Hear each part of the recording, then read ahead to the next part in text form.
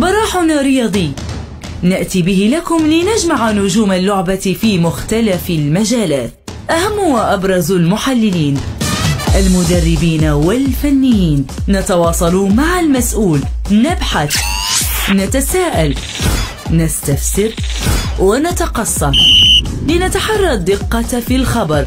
سبورت بلاس معكم وبكم ليوصل إليكم كل ما هو جديد في عالم الرياضة. يأتيكم على لام اف ام.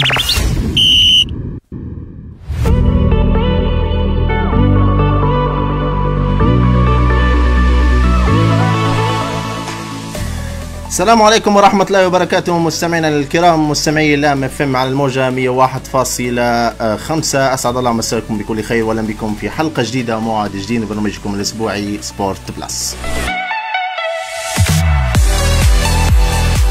اللي يسمع فينا حاليا عبر راديو لام يقدر يشاهدنا مباشرة عبر صفحة راديو لام على الفيسبوك.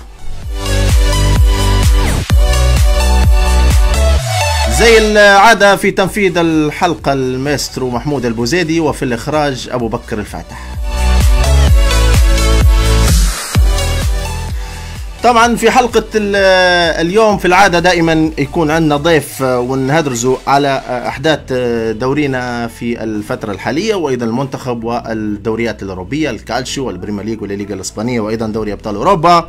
لكن في حلقة اليوم ضيفنا من الزمن الجميل، من كرة زمان بالليبي، النجم المنتخب الوطني ونجم نادي الظهرة، ومتحصل على لقب الدوري. طبعا هذا اللقب هو اللقب الوحيد لنادي الظهرة موسم 84-85. وهذا الضيف والكابتن هو صاحب الهدف في مرمى المغرب تحديدا في تصفيات كأس العالم 86. المباراة كانت في بنغازي. صاحب الهدف في مرمى بدر زكي، الكل يعرفه وحيتعرف عليه أكثر، وحندردشوا معاه المسير مع نادي الظهرة مع المنتخب، شن صاير فيه، شن مداير. ضيفنا الكابتن عبد الرزاق الفرجاني. كابتن عبد الرزاق، أنسنا وشرفتنا. أهلا وسهلا بك. شنو أخبارك؟ باهي الحمد لله. شنو أمورك؟ طيبة الحمد لله. وين الغيبة؟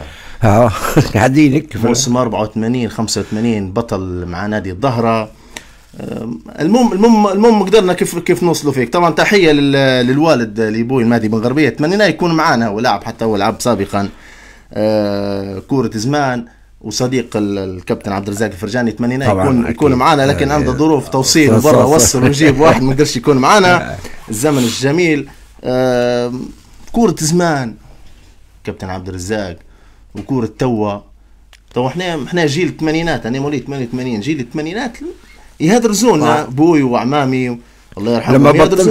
لما بطلت الكورة انت عمرك عامين. انا بطلت في 90. لعبت في نادي الظهرة من 70 ل 90. الله يبارك. ونقول لك على حاجة، ما لعبتش في الوسط نهائيا. كبار طول من الاشبال واسطة معنا. لا والله شو بنقول لك، هي نلعبوا في مباراة اشبال، الله يرحمه كان المدرب عز الدين كلوة. احنا نقول عز الدين نصر، احنا مشهور عندنا في الظاهرة بالكلوة. عز الدين الكلوة الله يرحمه كان هو المدرب، وقعدت عامين، العام الاول والعام الثاني، وتحصلت عليه بطولة اشبال طرابلس. في الفترة دي كانت اللي هي كل نادي كان عنده 1000 وباء الاشبال، كنا احنا في باء، وفي اشبال طبعا الالف اللي هم اكبر مننا بعام عامين. عرفت كانت كي دوري. المهم خدينا بطولة طرابلس، ولعبنا احنا وفريق الظهرة 1000 على البطولة، وربحناهم 2-1 نذكر فيها. وبعدين الله يذكره بالخير، وتوفى فترة هذه عنده حالة وفاة، زوجته متوفي الله يرحمه ويرحم جميع المسلمين. الأستاذ والقدير والأخ الكبير والعزيز عبد السلام محفوظ اللي هو الأوصى، هذا جميلة في نادي الظهر لا ينسى نهائيا، لأنه هو اللي كون جيل. هذا وين تو في نادي الظهر؟ والله يجي قالوا لي يجي للنادي، يتردد على النادي. انا ما نترددش، انا نقول لك ما نترددش على النادي. انت احد الاسماء اللي توجوا مع نادي الظهر بلقب. نقول لك على حاجه قبل الناس حتى نهدرز انا وابوي قلت له انا مش موجود توا في يا ولدي ليه ما نتبعش انا كرة ليبيا اللي خشت فيها الفلوس والدنيا وخشت فيها حاجات، وبعدين الرياضي ما يحترمش لا مدرب لا اداري. يا ولدي باش رياضي هنا مش ان شاء الله نعطيه 10 مليون. ما نبوش نعمم مش الكل. انا ما نعممش يعني عرفت، حتى في كلامي ما نعممش. نعمم شنو ليا يا انت يا فلان انت ما تصلحش، هذا نعمم هيك نذكره بالاسم. اما لكن لما نجي ندوي على المستوى العام ما نعممش نقول يعني فلان يعني نقولوا بلغه زمان وبجو زمان، الجو اللي صاير هنا ما يمشيش معايا كالك. ما يمشيش معايا كعبد الرزاق الفرجاني ما يمشيش معايا يعني. يعني كان كل اسمه شوفه هنا والملقب برزوقه. ايوه نقول لك على حاجه، انا حتى صغاري ينادوا علي رزوقه ولادي الزوز ما شاء الله ربي يحفظهم ان شاء الله يا رب. ما عدا بنتي تقول لي بابا، والباقي ولادي الزوز رزوقه يعني. عرفت واحد يرجع في الانتر، واحد حتى كرة ليبيا ما يحبوش. واحد يوفي واحد لانتر، واحد يوفي واحد لانتر زي انا واخوي مجد. وانا الميلان طبعا، انا الميلان من امتى كنقول الميلان تشجع في الميلان. الميلان ولا نفس لون الظهره كحله؟ لا من قبل حتى ما نلعب. ليش علاش يسموا في الظهره بكوريا؟ هذه الحرب الكوريه زمان. في واحد قال لي لا نفس الساري، قلت له لا مش نفس الساري. شو دخل الساريه في الواحد؟ لا هي شو اسمها هي راهو للعلم كابتن عبد الرزاق حتى تو موجوده في صفحه الظهره، لما يكتبوا في الاخبار نتاع الظهره يكتبوا ملوطه هاشتاج كوريا، يعني قاعده متواصله لغايه اللحظه. قاعده لا تو هي شنو هي حرب الكوريه. عرفت زمان الامريكان ودنيا هنا كانت كوريا فيها حرب ودنيا وخشوا المهم حاجات ايامات في الستينات ومش عارف كيف. طبعا ناض واحد هنا الحرب الكورية كانوا مرات ينتصروا الكوريين على الامريكان. ناض واحد كوريا مشت من هذيك لليوم ولا غدوه بعد غدوه كوريا. لا اي حد يقول لك كوريا نار كوريا نار يضاء. كنت سباح قبل ما نلعب الكوره، كنت سباح باسم نادي بالخير، وبعدين في عمليه الاندماج دمجونا لنادي بالخير، دمجوا لي نادي الاتحاد. كنت سباح وكنت جايب ترتيب الثاني على مستوى ليبيا في 10 كيلو ان شاء الله. وكنت بطل في 1500 في الاحواض، انا ولد خالي مفتاح السنوسي موجوله تحي. كنا عندي الوالد الله يرحمه كان يشجع في الميلان، وانا نشجع في الميلان من امتى؟ من 66، من عرفت عمري 6 سنين من الدق القديم. ايه الوالد عندنا الوالد الله يرحمه كان ميلانيستا موت. شوف نقول لك على حاجه، لكن لاحظت حاجه 8 اخوت 8 اولاد احنا 8 نشجعوا في الميلان. الله يبارك. ونار يقتل من الحسن. لا معناها جوكم انتم خيت اول فتره يعني. مش خيت خميس بس تتفرجوا 3 و4 طلعتوا منها. لا والله انت تعاود. لكن حتى في سبب راهو ملاعبيه الظهر زمان جيلك انت والجيل اللي بعدك اغلبيتهم نشجعوا في الميلان. ما فهمتش علاش. شوف في اللي يقول لي نفس لون لا بالنسبه لي ليه خليك لكن جيلك انت ما نعرفش في اللي على حسب اللون، في اللي كذا. انا قلت لك عندي الوالد الميلانيستا موت. علاش الاولاد جو واحد يوفي واحد لانتر هم هكي جو. نقول لك على حاجه، شوف اول من دار من الناس اللي دارت البث الاول نتاع 20 قناه. هي مات البث هي مات 90 نهايه التسعينات. شوف كان كل شيء عندي عندي البث وعندي صحن، اول من ممكن من 10 انفار في طرابلس درت صحن بموافقه كان زمان بالامن الداخلي. على خاطر صحن لما تركب صحن كانت الموافقه من الامن الداخلي، على خاطر باش تتفرج على باش نتفرج على الكوره. كنت الكوره هذه ما كانت في بدل الدم كور هم اللي يجروا في الجسم. الله يبارك. نمشوا وبعدين نمشوا نهدرزوا على الميلان، نمشوا لنادي الظهر. قبل نشوفوا طريقه الدوري، في حتى نسال كيف كان الدوري مجموعات. قبل نمشي مجموعات خلينا نذكر بس بالزملاء اللي كانوا معاك في ال 84 85 او ان صح التعبير في عام 85 تحصلتوا على لقب الدوري.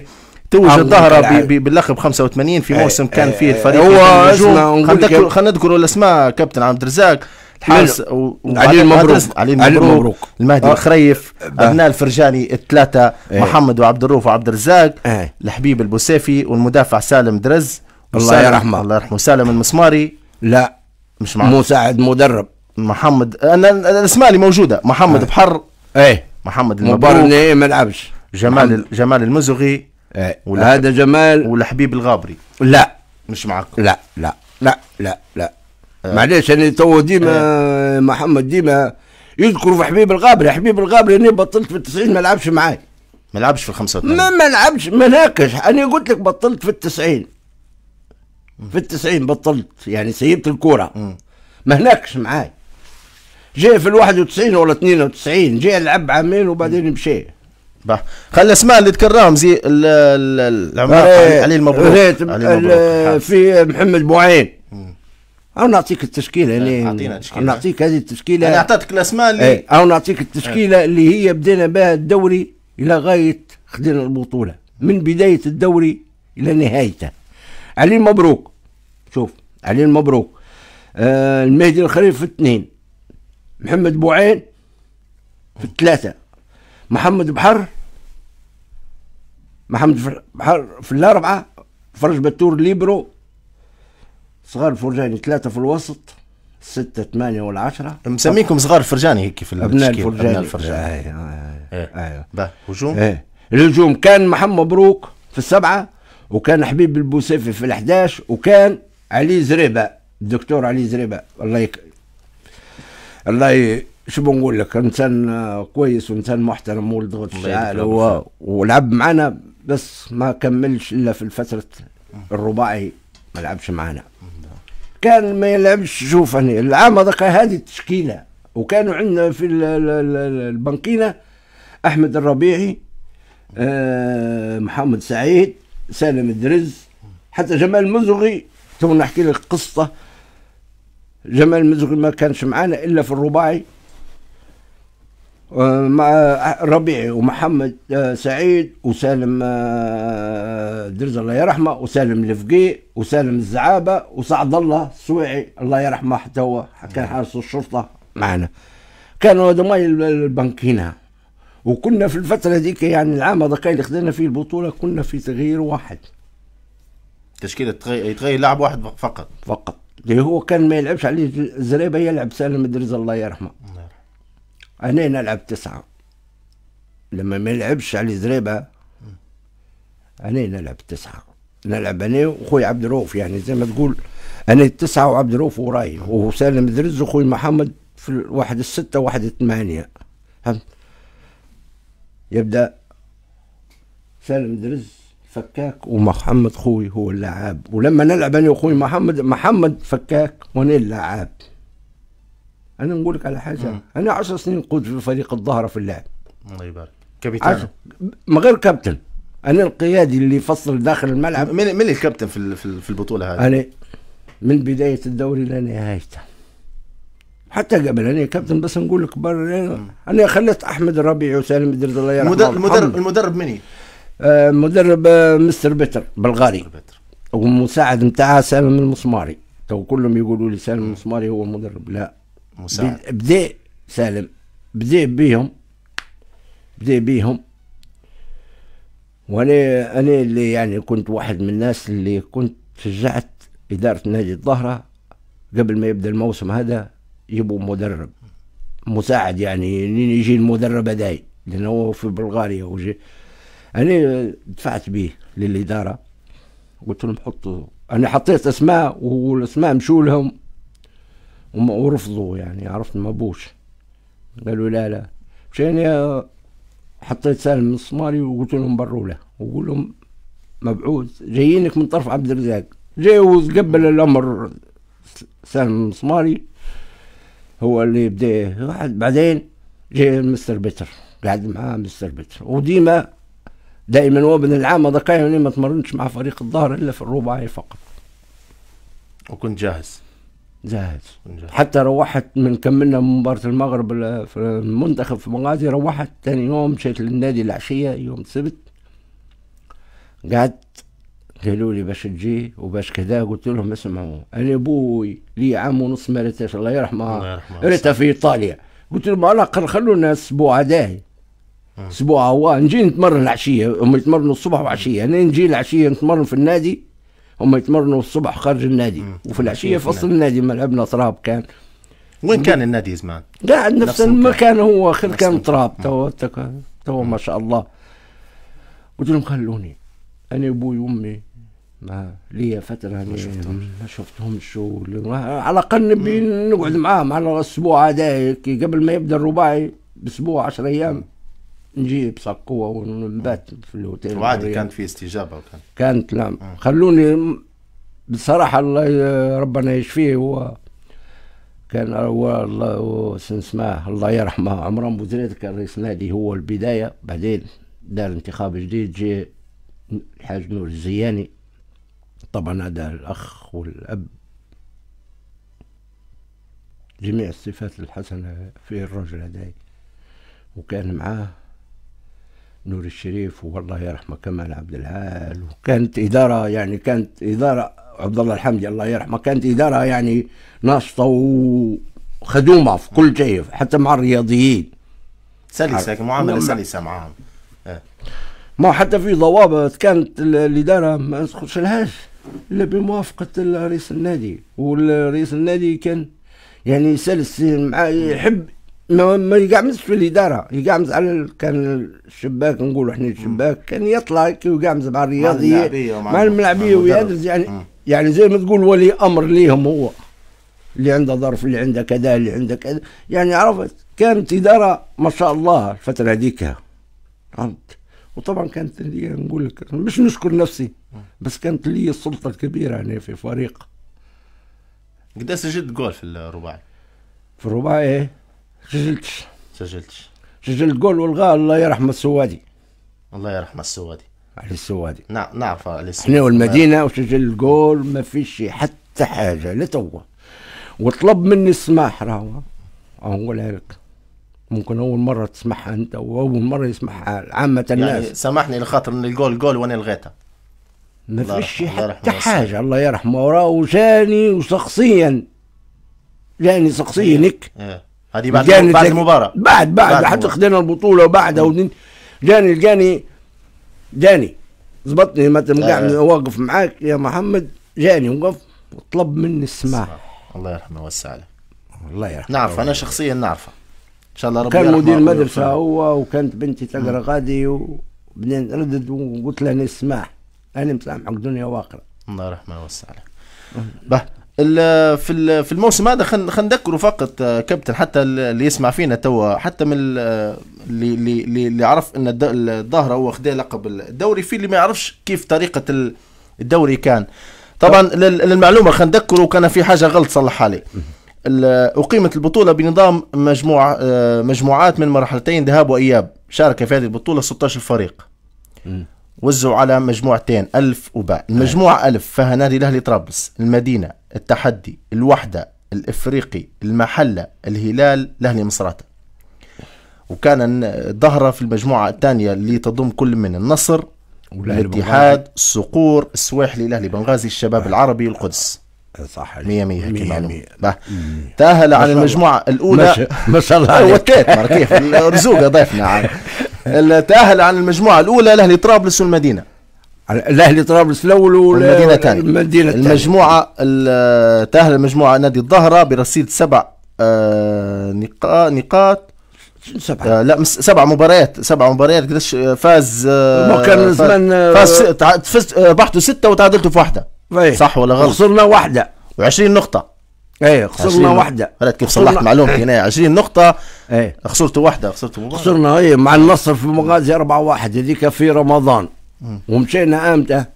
مشينا في الصبح صايمين وجماعة راقدة وعرفت الدنيا يعني ما كناش ماشي هذيك ما كانت في شهر في 9 ولا 10 في رمضان نذكر في لعبنا خسرنا 4-1 مع خلينا نكملوا المعلومة على الدوري. الأهلي بنغازي 19 نقطة خلفكم في الثاني. المرحلة الثانية اللي هي نصف النهائي. يقيم نصف نهائي البطولة من ذهاب وإياب حيث فاز في مباراة نصف النهائي الأولى الأهلي بنغازي على الأهلي طرابلس بركلات ترجيح 4-2 بعدما فاز كل منهما هدف مقابل شيء في المباراتين. في حين تأهل الظهرة للنهائي عقب تعادل ذهابا أمام المدينة 0-0 والفوز إيابا على الأهلي طرابلس هدف مقابل شيء بضربة جزاء. هذه ضربة جزاء ما عنديش المعلومة يعني. هذه ضربة جزاء واللي سجلها محمد بحر. وبعدين طلع بالحمراء. باش ندار. طلع بالحمراء. ما تنوش بروحكم يا ضار. علاش في النهائي ما لعبش. بقى خلينا نذكروا بالنهائي ويقول لي معلومة صح ولا غلط. أقيمت المباراة النهائية على ملعب طرابلس حاليا، ملعب حتشوني، وسابقا بعدما تأهل الظهر والأهلي بنغازي، وانتهت المباراة بكلا ترجيح 2-1 لصالح الظهر. توج الظهر بطل للدوري الليبي الممتاز لسنة 84-85، يعني في تاريخ تحديدا 8/11/85. هذا تاريخ ما ينساش. لا رزوق زوج تواريخ ما ننساهمش، ومن غير التواريخ الخاصة به. 18/10 سجلت في بدر وزكي. بدر وزكي والبدر لا تو يشكر فيها. وجاني راهو انا ابويا او ما قال لي رزوق، قال لي راهو سجل في بدر وزكي. راه شوف انا بعد المباراة مباشرة جاني في سبوراتوريو باسني من اليمين ومن اليسار. بدر وزكي. بدر وزكي. ولما في فترة مشيت لي خدمت في النقل البحري، مشيت لي للمغرب، والحق الله يرحمه عبد المجيد الظلمي من اللي راني من بعيد جاني يجري في الشارع، ولعبنا معاه جمعية. النقل البحري كان فيه مدايرين فريق، لعبنا معاه جمعية يلعب فيها الظلمي الله يرحمه وكريمو، وعندي تصوير معاهم في الحوش. صوروا جوني الزوز، جوني جاروا غادي في المغرب في الملعب، زبطوني يجوني يتجاروا الزوز، قاعدين يذكروا حاجه راهو في 90 شبح راهو شبحها في 90. حنمشوا للمنتخب بعدين ونتكلموا على الهدف بدر وزكي والمنتخب وين قيمت المباراه اللي في بنغازي. نقعدوا في الظاهره بعد التتويج 85. بعد ال 85 قبل حاجه بنقول لك على حاجه على جمال المزوغي. قلت لك في فتره هو خدناه في الرباعي، بس مش في الرباعي، في اواخر الدوري نهايه الدوري خدا المدرب. انا كملت تمارين المنتخب وجاي للنادي واخد اذن ملهاش من باله، وقلت له نمشي للنادي. احنا الفتره ديك كنا نتمرنوا الساعه 2:30 الساعه 3 القايله يعني، عرفت، نكملوا ونولوا للإقامة متاعنا. خديت إذن من الهاشمي وقال لي برا. مشيت للنادي، طلب من اللي نزلت من النادي مستر بتر شافني جاني يجري وانا نازل راهو جاني يجري، قال لي ذاك النيجرو نبيه ذاك النيجرو. عرفت أنا جمال قال لي طويل النيجرو يعني النيجرو الأسمر، عرفتم. قلت له بأي حاضر. جيت خشيت للملعب، كان الله يرحمه الحربي احمد الترجمان الحربي، احنا ملقبينه بالحربي، كان يدرب في الوسط.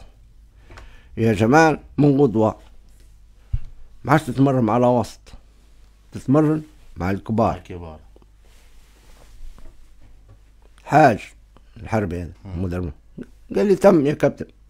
الاداره اللي هو كان عندنا نور الشريف مدير الكره في النادي، وكان الله يرحمه عبد الله الحامدي مدير الفريق، يعني مشرف العام على الفريق.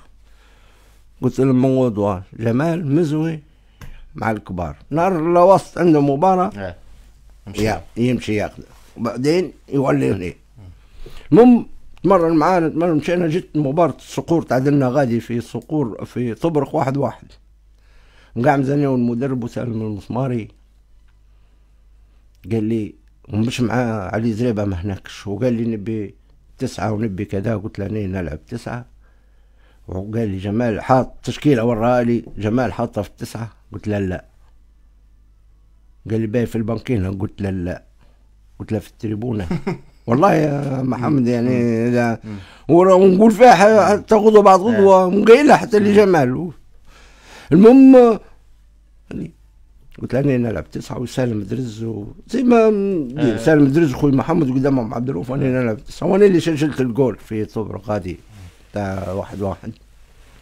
قلت له هذا لعمه في مباراه وديه، تو احنا المنتخب مسافرين. ما فيش حد قال لك يعني علاش؟ يعني مش انت اللي تقرر ولا؟ لا كيف انا نحكم ونطلق في الفتره هذيك؟ ما فيش حد اعترض؟ ما فيش ولا واحد يعترض، حتى الاداره ما تعترضش على رايي، لأن يعرفوه في صالح الفريق رأيي، مش في صالح شخصي يعني لا، بس في صالح فريق الظهرة. انا كنت يعني زي ما تقول لب روحي للفريق، كلها تحترم فيه وكلها تقدر فيه وكلها اللي نقول انا ماشي على الاداره، ما فيش واحد من الاداره يقول لا، حتى يقول لا يعني نقولوا فيها يبلعها، كلمة لا يبلعها في راحة ويمشي. ايه عادي وماشي يعني، ويعرف اني في النهاية في صالح الفريق ندير حاجة للفريق مش لي انا شخصيا. عرفت؟ يعني انا لعبت في المنتخب ومشهور في المنتخب، وفي الدورة الافريقية في 82 واحد من الاعضاء اللي شدنا ضربات الجزاء. يعني كلمتك مسموعة ورايك يحترم في الفريق وفي المنتخب. في الزوز بالضبط، حتى داخل الملعب مد الكرة اليمين، مد الكرة اليمين، مد الكرة كابيتانو بأتم معنى الكلمة. بمعنى الكلمة، قلت لك 10 سنين وانا نقود مالديني يعني كانت لي عرفت كانت لي بصمة في تاريخ نادي الظهرة بعد ال 85. شن صار في الظهرة تو، في حتى تو اللي يشبح اللي يتفرج علينا تو واللي يسمع فينا يقول باقي الظهرة 85 وين الظهرة؟ وين الظهرة من دورينا؟ حتى لو نشوف نذكروا كابتن تو درجة أولى، نقولوا درجة أولى وتو معسكرين في تونس. ما نعرف ما نعرف أنا نقول لك شوف يا محمد، نقول لك سيد سامحني، أنا نقول لك نعطيك معلومة، أنا نادي الظهرة من 2017 لتو خشيت له مرة واحدة. وامتى؟ قبل ما يكرموا داروا تكريم، كان صديق بوهدام رئيس النادي طلب مني الحضور ومشيت له واعطيت الاسماء اللي الرياضيين اللي لعبوا اللي في الفتره من بدايه الدوري الى نهايته، الفتره الذهبيه للظهره. ايه الفتره اللي خذوا فيها الظهره البطوله اعطيتها الرياضيين، جميع الرياضيين حتى اللي ما لعبش اعطيت يعني. في اللي توفاهم الاجل وفي اللي واحد اللي هو زوز، هو سعد الله يرحمه وسالم الدرز الله يرحمه، وفي واحد ما جاش ما عاش رينا. وين جيلكم؟ وين حاليا مش موجود باي. جيل اللي بعدكم، اما يعني لو نذكر الكابتن جلال الدامجه نوجه له تحيه، اما جيل اللي بعدكم كابتن جلال ولا في نفس معانا لحقت عليك؟ لحق علي، هو اللي لحق علي مش انا اللي لحقت عليه. انا في بعض الرياضيين هم لحقوا علي. لا نقصد ان انا لحقت يعني في لعبت معاه، لعبت ضده ولعب معي حتى في المنتخب. من ثاني ترى موجودين حاليا كنت تتذكرهم هيك من غير كابتن جلال الدامجه؟ الاسماء اللي موجوده حاليا تو اللي في رضا عطيه في الاهلي، وفي عياد القاضي، وفي صالح صول، ابو بكر باني، عبد بالنور. لا معليش مع احترامي ليه للساد، لا مش من لا لعب معي ولا لعب ضدي. ومن تاني ترى الاسماء اللي موجوده حاليا كلها لا الاسماء اللي تذكرها تو اعطينا خلينا نذكروا الاسماء. عبد الرزاق جيران، اسماء جماعه بنغازي، فوزي، علي البشاري، ونيس خير، عبد الفتاح الفرجاني، المجدوب، عز الدين بالقاسم، في هالبريه، رمزي الكوافي، في طرابلس، كلهم قاعدين يعني، مصباح شنقم، كلهم هذا ما سالم الجاني اللي هو الششه، سالم الجاني تعرف الششه يعرف لا ايوه، في هلبة رياضيين. لا انت مازال ما فهمت السؤال شنو هو او ما فهمتش. نقصد اللي في نادي الظهره. في نادي الظهره الفتره اللي تو موجودين حاليا، في اللي مدرب، في اللي لا ما فيش الا المهدي الخليف ولا محمد سعيد. هذا المهدي الخليف كان مدرب في الواسط قاعد مش قاعد ما نعرف، ومحمد سعيد قال يدرب في البراعم ولا في الاشبال ولا ما هذا ما الباقي والباقي هو عبد الروف ومحمد فرجاني حاليا وين موجودين؟ عبد الروف ومحمد فرجاني في الحياش ان شاء الله ربي يحفظهم ان شاء الله. وين علاش غايبين على الساحه يعني؟ ما تخلينيش فاهم احنا اعطينا لنادي الظهر اكثر من نادي الظهر اعطاني شيء نادي الظهر، خذها معلومه هذه. شنو اعطاني نادي الظهر؟ يكون بمعلومك انا امتحانات الشهاده الثانويه وانا نلعب ببنغازي، وضع امتحانات الشهاده الثانويه وزي اليوم نلعب في بنغازي في سبيل نادي الظهر. روحت باش تمشي تحضر الامتحان وانت لا جماعة بنغازي مخصصين لي سيارة لا قدر الله الطيارة ما صارش منها في سيارة زوز زواقة في سبيل نادي الظهر. خلينا نقولوا حتى شنو عطتك الكرة الليبية لعبد الرزاق الفرجاني؟ ما عطتني شيء. ما عطتك شيء ولا حاجة والله. ولا عامة ولا تستنى حاجة ولا تستنى. الحمد لله كل هذا من فضل ربي ومن فضل الوالد. حتى قبل الحلقة لما أنا قعدت نهدرز مع الأصدقاء ان رزوقه هو الضيف الكابتن عبد الرزاق الفرجاني، قالوا لي غايب حتى الاعلام. علاش الاعلام؟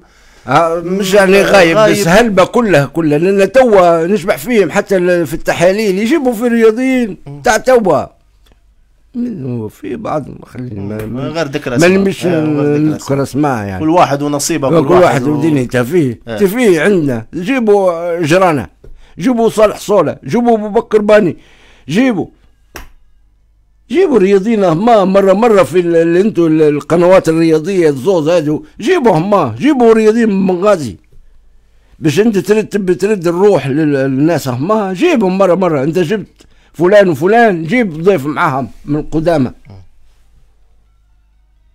تو كلهم الناس لما في التلفزيون يشبحوا الضيف هذاك يفرحوا اكثر من الثانيين في اللي يسكر في التلفزيون. وانا خشيت لي موقف لحوش صديق تلقى لي شي يسمع كلامهم ما يعرفش يحللوا ما يعرفش كذا، مع احترامي ليه لا عندك الحق سكر. ولا حتى انا كنت ليبي والله ما نتبع فيها، ما نتبعش نهائيا، ما عادش حتى اخبار نسمع وخلاص.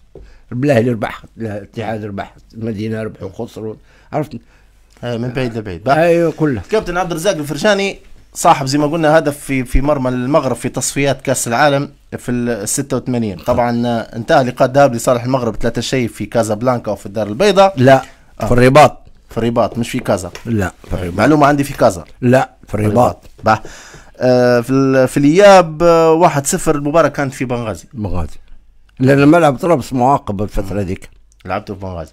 اي لان احنا مباراة صاحب الهدف هو عبد الرزاق الفرجاني. اي ذيك الفترة لما لعبنا احنا وتونس هنايا، ربحنا تونس 2-0 وخسرنا مع تونس في تونس العاصمة 1-0. الجمهور دار مشاكل والمراقب المباراة هو اللي دار تقريره وعاقبوه، والملعب بتاع طرابلس 6 شهور 7 شهور ما نعرفش. المهم تعاقب هذيك طبعا حرمونا. حتى غانا 28 مارس سابقا هو نفس حتى غانا والموزمبيق لعبنا في بنغازي، ما لعبناش في طرابلس. مباراة غانا ربحنا غانا، تعادلنا مع غانا شيء وربحنا غانا 2-0 في بنغازي. حتى موزمبيق ربحناها 2-1 في بنغازي. خلينا نحكوا على مباراة المغرب. هدف الكابتن عبد الرزاق الفرجاني في بدر زكي في 18/10/85. كيف كان شعورك في المباراة وصاحب الهدف؟ والله كان بنقول لك على حاجة تصفيات يعني تاريخ يتسجل. في أحد قلت له أبو بكر باني أنا وياه ومصباح شنقب، أنا ومصباح شنقب في الحجرة يعني نباتوا مع بعضنا في الفندق غادي. المهم جاي قال لي قلت له اسمع قرروا نقولوا كلمتين باهيات وخليها. ابو بكر صاحبي، ابو بكر باني صاحبي يعني، والناس شهاده لله راجل معنى كلمه راجل يعني. اغلب الرياضيين بتاع المنتخب اللي عشرتهم كلهم ما شاء الله تبارك الرحمن يعني، ما فيهمش متلوح يعني. نذكروا تشكيله. عندك تشكيله المباراه تعطيها لنا؟ والله نقدر نجيبها ونقدر تتذكر مباراة المغرب. مباراة المغرب من كان مصباح شنقب في الاثنين ساسي العجيلي، ابو بكر باني وعبد السلام المغربي. تعرف عبد السلام المغربي؟ لا ما نعرفهاش. ما نعرفهاش. هذا لعب مباراة طبعا الفترة ذيك صالح صولة مش موجود معنا في المنتخب، ما نعرفش في اسباب خارجة عنه. المهم يلعب علي البشاري في التريس يعني في الثلاثة، والعبد لله وعياد القاضي. مين كان فيه هجوم؟ كان رضا السنوسي وفوز العيساوي ايه ومعنا المرغن الشريف. من كان المدرب؟ هاشم البهلول. هاشم البهلول ان شاء الله ربي يشفيه ان شاء الله. ان شاء الله ربنا يشفيه ان شاء الله. مع نجوم يعني الكابتن عبد الرزاق مع النجوم في المنطقه، تاريخي يعني بجديات. لما ذكرت الاسماء تو وفي دماغي فيه الاسماء اللي موجوده يعني مشكورة. لما والله ان شاء الله ربي يحفظك كابتن عبد الرزاق. يعني تو اللي يدور في دماغي يعني الاسماء اللي ذكرتها تو حاليا موجوده، يعني نسمعوا بها ونشوفوا فيها. تشوف فيها علاش كابتن عبد الرزاق مش موجود؟ ما في حاجه نقول لك على حاجه في بنغازي يفضلوا في الناس اهمار رياضيين قدامى يجيبوا فيهم في حاجات. تشكيله حلوه والله. لما قلت لي المدرب هاشم البهلول والله تشكيله حلوه. في طرابلس ما يجيبوش. نقولها لك الاعلام الرياضي في طرابلس خليني من بعد مباراة المغرب في 85 كم مرة مثلت المنتخب؟ كم مرة لعبت مع المنتخب؟ يعني بعد العب بطولات ومشاركات؟ لا خلاص هذيك الفترة قعدنا عام واقفين. بعدين طبعا جابوا الاستاذ احمد بن سويد مدرب. المهم صارت ما خدانيش في المنتخب، صارت ضجة في الإعلام الرياضي سواء بنغازي ولا في طرابلس. تم إضافتني أنا وسالم الجهاني. مشينا يا أخي في طيارة مع بعض نحن زوز من طرابلس لبنغازي وقعدنا. مشيت معاهم لساحل العاج اللي الله يرحمه أحمد البوسيفي توفى فيها، عرفت. روحت طلبت مباراة الجزائر، طلبت أحمد بن سويد. ما لعبتش غادي ضد ساحل العاج، ما لعبتش لأن عندي إصابة.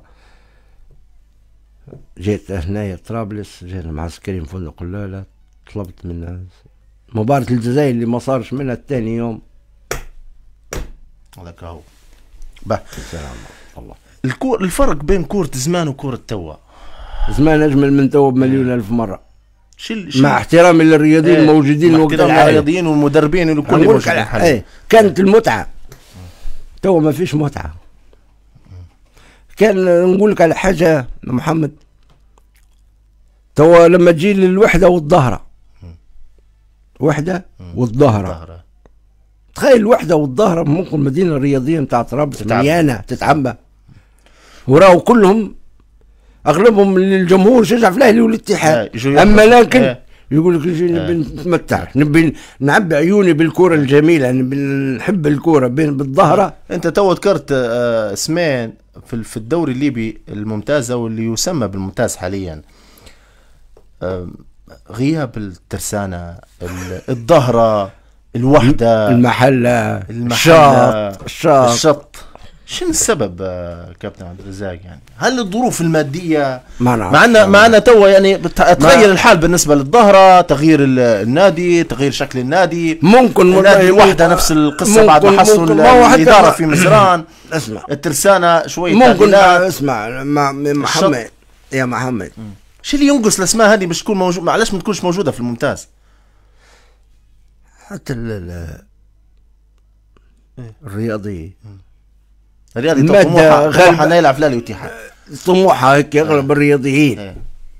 اغلب الرياضيين قبل في وقتك انت كابتن عبد الرزاق يعني نلعب في الظهر، فخور نلعب في الظهر اكيد، يعني زي الاهلي زي المدينه زي الظهر زي الترسانه زي شو نقول لك على حاجه. نادي الظهر الثاني نادي في ليبيا متاسس، واخذ الرخصه في 47. الاهلي بنغازي 47 بعدنا بشهور. اول نادي الاتحاد، يعني علاش ما نفتخرش به نادي زي هذا؟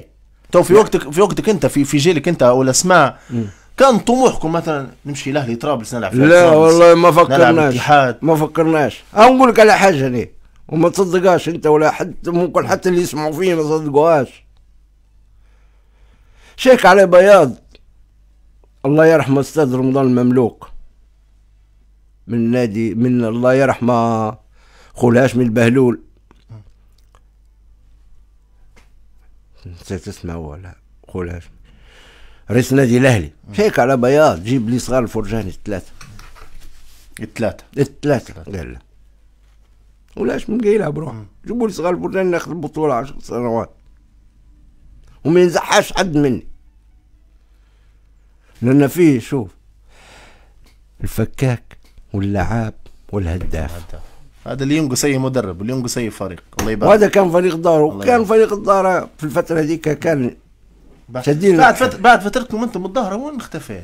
على القاب نحكي على القاب. على القاب. هل نادي الظهر ما عادش يقدر يطلع ملاعبيه؟ هل نادي الظهر ما عادش يقدر انه هو ينافس ما عادش ينافس، ما عادش حتى في الظروف. ما نحكيش توا في زمن المال. لا زمن حتى فترة حتى في فتره صار له احباط النادي، وصار ما عادش فيه امكانيات. عرفت كان النادي منين ياخذ في الفلوس؟ من المحلات اللي ماجرينهم. كان شنو المحلات؟ هي ما التسعينات كان ممكن وزارة الشباب كانت تعطي فيه. وتوا باقي المحلات رجعوا لنا. توا فيه وعندهم النادي. اما لكن ما لو توا النادي الظاهرة في الدرجة الأولى نتمنى لهم كل التوفيق. لو جاء اتصال ولا جاء حد شخصيا من إدارة نادي الظاهرة نبو الكابتن عبد الرزاق يكون معنا في الإدارة أو مدرب أو في الفترة القادمة؟ لا حترفض؟ لا أكيد. ليش تخوض التجربة؟ وخليني ادير تاريخ ومعش. خلينا من التاريخ. لا نقصد انت يعني حضرتك شخصيا لا مكتفي اناش قدمت الظاهرة وخلاص. انا نبي نتفرج وخلاص. ايوه نبي هيك، نبي ناديه يكون في المصاف الاولى في الدوري يركب الممتاز ويركب كذا. نبي المتعة هني. أنا نحب المتعة. باش الفرق بين المنتخب قبل المنتخب توا؟ كان اسمع نقول لك على حاجة. حتى قبل كان في الدورينا كانت الروح. أنت تلعب فلاني وأنا نلعب في الظهرة. بعد ما تم المباراة نمشي نسهروا في واحد من الرياضيين في نادي الاتحاد نسهروا يعني. ما عندناش هذيك الحساسية بين الرياضيين المنتخب. أنت تلعب فلاني وأنا نلعب في الظهرة وهذا يلعب مدينة. دار المراتب في المنتخب دار واحدة. احنا انا وياك في حجرة واحدة. يجي فلان وفلان وفلان ونقعمزوا 5 10 مرات 12 رياضي في دار واحدة وندرس ونضحك وبعدين كل واحد يمشي داره ويركض. والمادة قبله توا في كرتكم؟ والله اسمع نقول لك على حاجه. عقودكم؟ نقول ما عقود. ما فيش عقود. عقود ما فيش عقود. لا بحب النادي. حب النادي، حب الغلاله. نقول لك هاو نعطيك حاجه. هنا الفتره ذيك اللي خدرنا فيها البطوله كانوا دايرين لنا المباراه نربحها 150 دينار. 150 كانوا راتب شنو. ونتعادلها 75 ونخسرها ما فيش. نقول لك على حاجه. 50 تخش بيهم الغذائيه ما تاخذ شيء. ولا مثلا رواتب كانت في رواتب مثلا نهايه شهر؟ لا ما في شيء.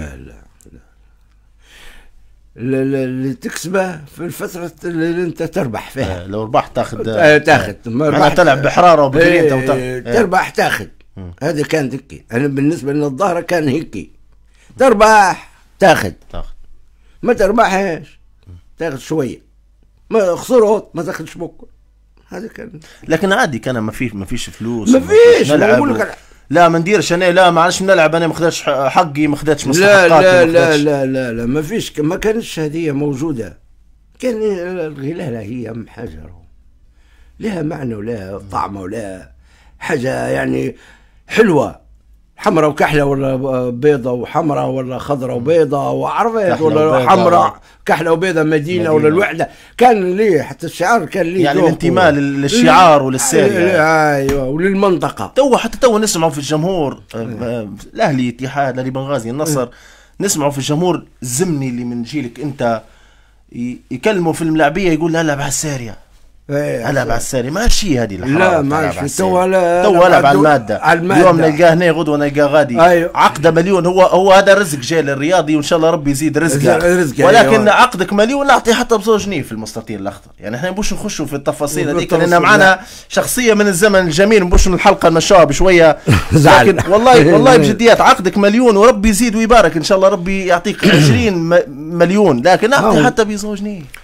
نقول لك على حاجه يا محمد. جيلنا احنا كان من اجل الغلاله. اكثر لا انتظر شيء. حتى توا حضرتك قلت انا نادي الظهر ما اعطاني شيء والكوره اللي بيعطي شيء وما نستناش منها في يا شيء. محمد جيب اي واحد في تاريخ نادي الظهر اقول اعطي لي عبد الرزاق الفرجاني حاجه، جيبها ولا قدامك وقدامك انا قدامك انت هنا وقدام الناس.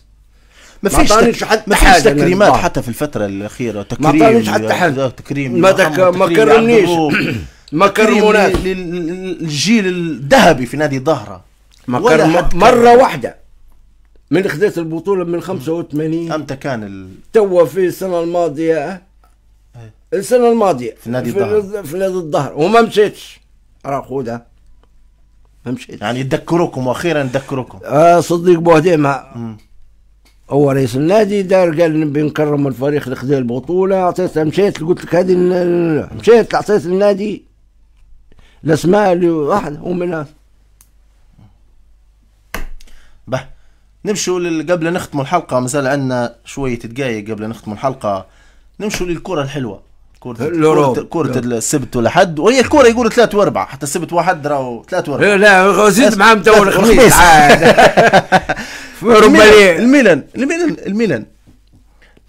الميلان ثالث ترتيب في الكالشيو تو خلف يوفي وخلف انتر 44 انتر 40 يوفي 33 لميلان. ميلان السبب تو الجمهور الميلان، وانت قلت لي من يوم اول ما ركب البث معناها ادرى بالميلان. يعني الميلان هل المشكله في بيولي ولا لا المشكله في الاسماء اللي موجوده في الميلان ولا المشكله في الاداره ولا المشكله الماديه؟ اسمع شوف انا نقول لك على حاجه. طبعا انا الميلان في القلب. مشات لايطاليا، مشات الميلان ولا مشاتش؟ لا مشيت مره في 77 78 مشيت لها مره وما قعدتش فيها يوم. ما حضرتش مباراه في السنسيرو؟ لا الميلان لما كان باولو مالديني مسؤول على الفريق وصلنا العام اللي فات، وصلنا الرباعي في الابطال. علاش نحو؟ لما تنحى مالديني يشبح الفريق في اوروبا ليغا. تو اللي كان الميلان يعني من ليغا حتى في الثاني كابتن عبد الرزاق في اوروبا صعبه شويه. راهو باريس ترشح بحساب المبارتين وبنقاء وباهداف رياضيين. ما عندهاش هذيك تو تقارني ب الميلان بالفتره هذيك بالفتره توا. عندهم زي جوليت، عندهم زي فان باستن، عندهم زي ريكارد، عندهم زي مالديني، عندهم زي كانوا انشيلوتي مدرب الريال كان ميلانيستا موت. الميلان حتى موضوع المادي يتحكم في النادي. الميلان تو انت المواضيع الماديه من حش ما سيب برلسكوني وجالياني. جالياني لما يلبس القروات الصفراء في التريبونه في السنسيرو كانت لا معنى، ولكن يبقى الميلان بتاع دوري ابطال اوروبا ثاني نادي ثاني 7 ابطال اوروبا. الميلان لما يسمع النشيد في السنسيرو حتى طلوعه تو خروج من مجموعات راهو جاي في مجموعه صعبه. دورتموند وكاس باريس ترشح على حساب الميلان فيه. ما هو نقول لك الميلان لان خسر قدام دورتموند في ميلانو، لو ربحها كانت تغيرت المجموعه. لو الميلان لو ربح بروسيا دورتموند في سانسيرو كان يطلع هو على المجموعه الاولى. مشى لأوروبا ليج، مشى اليوم الخميس. فكني منه. حيلعبوا الميلان مع ريال الفرنساوي. تتوقع في اللي يقول حتى تو جمهور الميلان اصدقائنا يقولوا لي فرصه الميلان انه يتوج بالبطوله هذه؟ لا صعب. علاش؟ وجود اسماء زي ليفربول مثلا. الاول نادي مترشح لاوروبا ليج اللي هو ليفربول. باش الصعوبة في ان الميلان يكون هو بطل اوروبا ليج موسم فيه اقوى منا فيه. مش ما هو قلت لك شرية الرياضيين في بعض الرياضيين ما كانش في المستوى المطلوب. الرياضيين عرفت رياضيين يعني الصفقات اللي داروها السنة هذه مش هذيك الصفقات اللي هي ما هو المادة تتحكم فيه. ما تقدرش انت نادي زي الميلان ملياردير ماسكه مش زي فترة برلسكوني وجالياني. لا ما فترة بتاع برلسكوني وجالياني. علاش العام اللي فات جابوا رياضيين باعوهم؟ علاش تبيعهم انت عندك ربطان. انت قاعد تاني نادي في اوروبا واخد 7 بطولات. ولكن الماده تتحكم في النادي، الظروف الماديه اللي يمر بها الميلان او تمر بها، خلينا نحكم بصفه عامه. الظروف الماديه والظروف اللي تمر بها الكره الايطاليه صعبه في الفتره الحاليه يعني. كلها صعبه ينعكس حتى على المنتخب يعني، حتى المنتخب الايطالي يعني في نسختين متتاليتين لكاس العالم ما يخشش، روسيا وقطر ما يكونوش موجودين. هذا الدوري لنا دوري ضعيف. لو نجوا نديروا مقارنات بين الليغا وبين البريمير ليج ما هو ما عادش فيه، لان نقول لك على حاجه الدوري ملاعبيه. ايوه، لان الملاعبيه كل نادي، تعال نقول لك على حاجه، كل نادي في ايطاليا اللي كان 9 رياضيين طليان توا تلقى زوز الملاعبيه الطليان. في ديربي الموسم الماضي ولا اللي قبله، ديربي مدينه ميلانو، ديربي المادونينا يسمى، ميلان لاعب واحد فقط يعني. تصور ديربي ميلانو واحد لاعب واحد في الفريقين، راهو الفريقين لاعب واحد. ايه حتى فكره الحراس تو الموجوده في الكالشو صعب انك انت تطلع حارس يعني. ما عادش ما قلت لك خلاص يعني، هم اعتمدوا حتى على الحارس راهو الاساسي دوناروما حارس باريس، ماش الحارس مش هذاك الحارس الطلياني. لا ما يجيش زي الاولين، ما يجيش حتى زي مؤخرا زي بوفون يعني.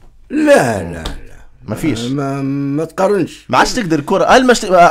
حتى تشكيله المنتخب الايطالي ونشوفوا الدوس والتريس مع الناس دقيقه، انا نقول لك على حاجه يعني كل مجانب كل ما في الدوري. انا نبي نتفرج عليه الانتر والميلان، معقوله الانتر والميلان نلقى ملاعبي ولا زوز ملاعبيه طليان؟ انا مش كيف نتفرج انا يعني كان مدرب منتخب يعني كيف نجي لي نابولي ولا روما ولا كاليري ولا تالانتا ولا اليوفي. حتى مباراة روما نابولي اللي فاتت يعني طلع منها قداش طلياني فاهم 5 قول 6. مشكلة الاحتياج. ما هو قبل كان في فرق الصغيرة كانت تطلع في نجوم ويشروا فيها فرق الكبيرة طلعنا ويطلعوا. باجو منين طلع؟ بريشيا. بريشيا شنو؟ اصبح ونصبح. حتى بيرلو طلع من بريشيا.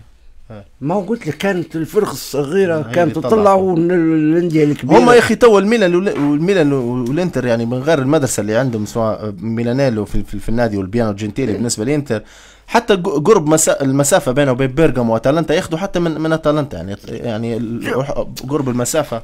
ما دام أنت في إيطاليا تقدر تاخذ من أي نادي، لكن ما عادشين ما هو عاش عندك يعني ليه أنا صغير مثلا ما عادش نجي نقعد في إيطاليا، لا نمشي لإسبانيا، نمشي لبريطانيا، نمشي لألمانيا، مدارس ودنيا ونتمرن غادي ونلعب غادي نكبر. ما عادش نجي نفكر لإيطاليا. صح. نقعد أنا في إيطاليا. صح. بياخذوني. صح. حتى المافيا لعبة. قبل نختموا ما هو يسمع هي بالنسبه لايطاليا توزيع ما صاير في نابولي يعني يا تاخذ دوري يا تصير مشكله يعني في المشاكل اللي صايره في الكره الايطاليه راهو مشاكل كبيره وهلبه لو نتكلموا على لازم هذا نعكس على المنتخب بالصوره الاولى. صح. باهي قبل نختموا كابتن عبد الرزاق، منتخبنا حظوظه في الترشح لكاس العالم بعد ما ربحنا يعني مباراة وتعادلنا مباراة يعني الاسماء والتشكيلة يعني حسنا ميتشو المدرب غدوة عنده مؤتمر صحفي لأول مرة احنا حنشوف مؤتمر صحفي لميتشو مدرب منتخب، حيكون مؤتمر صحفي غدا في مقر الاتحاد الليبي كرة القدم، ان شاء الله يكونوا حاضرين احنا راديو لام. الميتشو اعتمد سياسة تشبيب، شو رايك في يعني بالشباب؟ انا ما عادش نبي انا معاه نكتشف بس دقيقة احنا عيبنا في منتخب يجيبوا مدرب ما يقعدش شهرين. ايوه هذه مدرب ازمة يعني في تصفيات احنا 6 مباريات لعبنا ب6 و5 مدربين. نقول لك على حاجة، خليه المدرب حتى ما ترشحتش مثلا كاس العالم. انا اللي وجعتني في فترة جابوا باكيتا البرازيلي، تمنيت خلوه ما ترشحناش اما لكن خلوه دار لعب ضد مصر ولا بتعرف ضد شكون، دار منتخب بمعنى الكلمه. لو ده شوف من 4 سنين فاتوا ولا 5 سنين فاتوا قاعد لتوا شندار لك خلالك بصمه راه. وان شاء الله ان شاء الله ان شاء الله ميتشو بالفكر نتاعها ان شاء الله يقعد وان شاء الله نديروا على حاجه يا محمد. علاش احنا توا فترتنا احنا ما المنتخب حتى ما ترشحناش للمحافل الدوليه بس ما فيش استقرار. ايه لان كنا لاعبين مع بعضنا في الاشبال ضد بعضنا، من الاشبال لواصل من لواصل للكبار، عرف ايه يعني نعرفوا بعض. الفتره اللي جيلك انت. ايه انا نقول لك على حاجه، نلعبوا في تيوبي انا وجمعه الشوشان، تعرف جمعه الشوشان؟ جمعه الشوشان ايه نلعب انا في الوسط ضد غانا. نتلاقى انا وياه تو حاليا، وجه له التحيه كابتن جمعه. ممتاز. نلعب انا وياه في 83 في المنتخب وين في اثيوبيا، بالنظر انا وياه، انا نرقب في واحد وهو يرقب في واحد، هو ذكا يهرب منا هو يجي جهتني خلاص نقول لك يا جمعه ياخذ اللي يراقب فيني وانا نمشي ناخذ اللي يراقب فيه هو. تو نوصل له رساله، نتلاقى انا وياه لا صاحبي تو نوصل له رساله نقول له يسلم عليك كابتن عبد الرزاق ان شاء الله. شرفتني وونسني كابتن عبد الرزاق. كلمه الختام. مشكورين. شكر لله وربي يوفقكم ان شاء الله يا رب. ان شاء الله ربي يوفقك ان شاء الله يا رب. القناه ان شاء الله يا رب. ان شاء الله عجبك الجو. عجبني ما شاء الله. تبع شباب انا نحب الشباب وديما ندفع بالشباب. ان شاء الله ربي يحفظ لك وليداتك حتى انت ان شاء الله يا رب. نقول لك على حاجه، نحب الشباب. انا زمان ديما نتظاهر 3-4 كل عام 3-4 من الوسط لازم يلعبوا في الكبار، فرصه ياخذوا فرصه.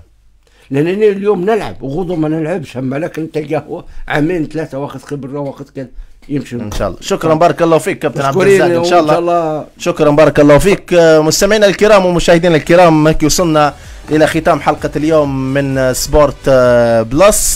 تقبلوا تحياتي محمد بن غربيه، تحيات زملاء في التنفيذ محمود البوزيدي. شكرا محمود على التنفيذ، ابو بكر الفاتح في الاخراج. شكرا ابو بكر على الاخراج. نتلاقوا ان شاء الله الاسبوع القادم. دمتم في امان الله والى اللقاء.